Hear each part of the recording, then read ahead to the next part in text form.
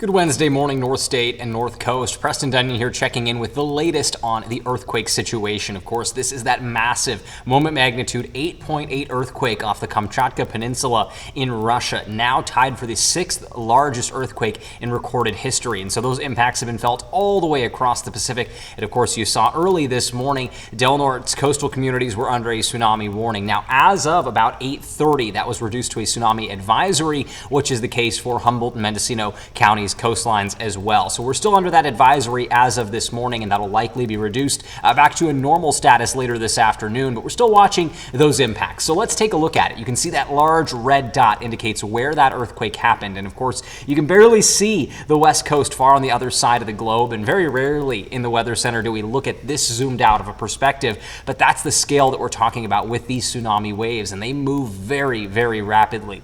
In open water, tsunami waves travel about 400 miles an hour, so they are almost undetectable to boats that are passing through these large open water spaces where the water is deep enough.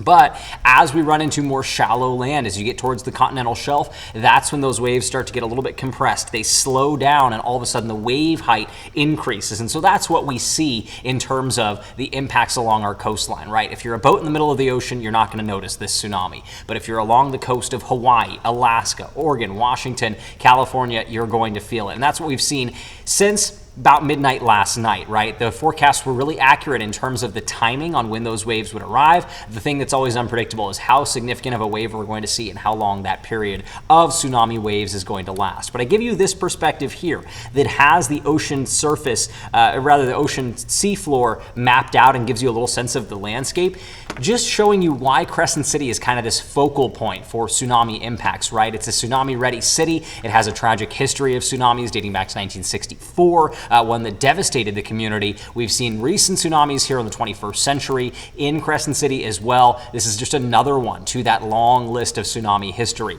But the story with that is, as we zoom out and take a little bit of a look at the west coast, you'll notice that the continental shelf is a little bit further out into the Pacific for coastal Washington and Oregon, but it starts to kind of narrow down towards Cape Mendocino. So you run out of that land for the waves to build on, right? Because we talked about how the waves build once it runs into shallower waters. So you have that shallower water, and then of course look at Crescent City, right? We think about where this tsunami is coming from. It's way off to the north and to the west, way out that direction, and then those waves are propagating every which way out towards the west coast of the U.S. And so if you look at Crescent City, it's a crescent, right? It's going to absorb that. It's really oriented to receive those waves, and then you also have that slightly concave form, and so those waves are going to be kind of funneled in towards the city. And that's something to keep in mind, is that all these factors that lead to Crescent City seeing a much more significant tsunami impact than, say, Eureka and other spots around Humboldt Bay just down the Humboldt coast. So it's a very, very specific spot for tsunamis to have high impact, and Crescent City has seen that throughout history and definitely saw that again early today.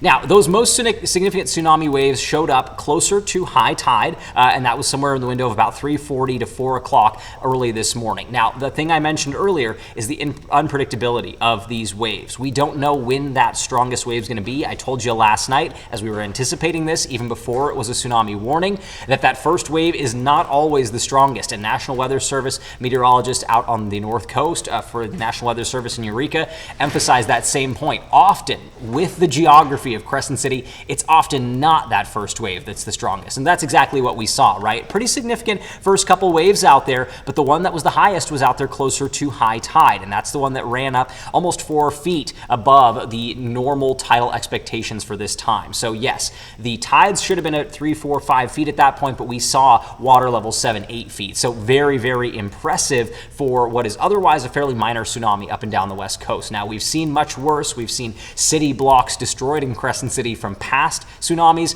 This one, more of just a harbor beach event where you got to stay out of those beaches and harbors. And one of the things that's really amazing about this tsunami wave event is that you can see crazy swings in water levels in short periods. You can see on my Facebook page, I posted a little explainer of just a little window of some of these waves, and you will see 5-foot swings in water levels in a period of 12 minutes. That is equivalent of going from low tide to high tide which we would typically do in about 6 hours, in just 12 minutes. So huge swings out there, back and forth. And again, it's unpredictable, the exact interval between those waves and exactly how high they're going to be, right? You see a general trend calming down as we approach low tide at 10 a.m. this morning, but there's still some strong tsunami waves out there, and that's why you are absolutely strongly recommended to stay away from beaches and harbors until that tsunami advisory has been lifted. But right now, as of about 9 a.m. here on Wednesday, we're still under a tsunami advisory up and down the northern coast of California, so make sure you're staying safe out there. And of course, we will see that tsunami advisory highlighted on our watches and warnings map. The other big story today, critical fire danger. I'll have another video explaining the details on that you can find on our social media, on our website, and on YouTube a little bit later.